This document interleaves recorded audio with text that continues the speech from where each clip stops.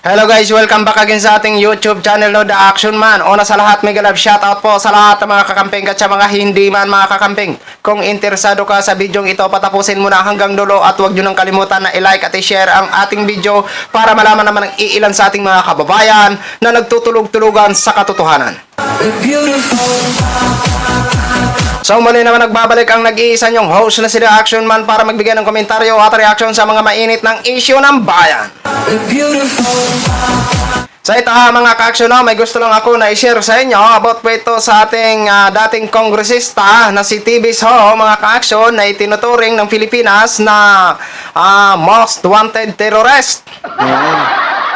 At ito po, nakakuha po tayo ng latest update dito kay Iso G. Remulla na maghihingi po siya ng tulong sa US para maibalik ang dating kongresista na nasibak sa trabaho na si Tibes dahil sa kasong about sa Digamo case doon sa Iloilo ba yun? Bacolod ba yun? Correct me if I'm wrong.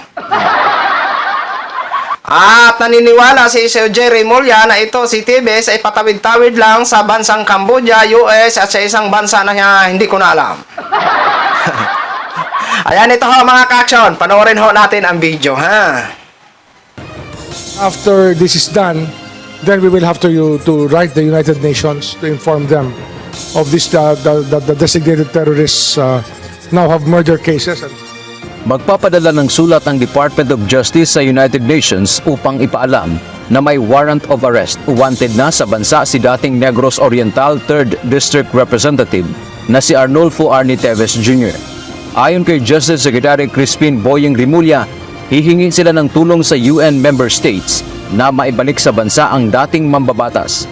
They should stand for trial in our country, and that we were asking them to ask the member states of the UN to acknowledge their duty of rendition, so to bring back Teves to the Philippines for trial. Sa ngayon, naka-freeze na rin ang mga asset o ari-arian ni Teves kasunod ng terrorist designation nito. Una nang sinabi ng DOJ na hihilingin nila sa korte na makansila ang passport ni Teves kapag mayroon ng kaso sa korte. Dagdag pa ni Secretary Remulla, naniniwala silang nasa Timor-Leste ang dating mambabatas. Pumupunta din anya ito ng bansang Cambodia at Thailand. Ang tingin namin nasa Timor-Leste. Palabas-labas lang dyan, Timor-Leste, Cambodia, Thailand, paikot-ikot lang kasi wala naman kasi mga boundaries itong mainland, itong ASEAN mainland. Wala naman itong actual other boundaries. Samantala, hindi pa umano natatanggap ng kampo ni Teves ang kopya ng arrest order. Noong isang buwan ay una nang na-designate na terorista si Teves at maaari nang makipag-ugnayan ng pamahalaan sa Interpol para maaresto ito pagdaan sa mga paliparan sa ibang bansa.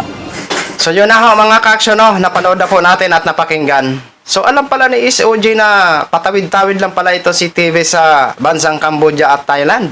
Bakit hindi kayo nakipag-coordinate dati pa sa mga sa government ng Thailand at saka Cambodia kung alam mo pala? 'Di ba?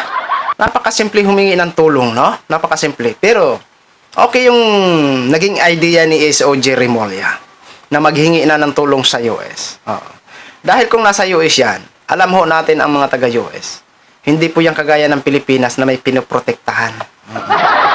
Hindi yan katulad dito na kapag ma-impluwensya itatago at protektahan. Pero sa bansang US, walang kuro kaibigan, walang katrabaho, walang kumpare. Kapag magkamali ka, huli ka. Dahil sa ginawa mo yan, SOJ, hintayin namin. Talagang mapapauwi yan si Tibes na para panagutin sa kanyang kasalanan. Di ba? Harapin niya. Gumawa siya ng kalokohan. Kung hindi niya man talaga siya ang gumawa, harapin niya. Kasi kung ito nga ang pinakataano natin sa atin mga gumagawa ng mga krimen.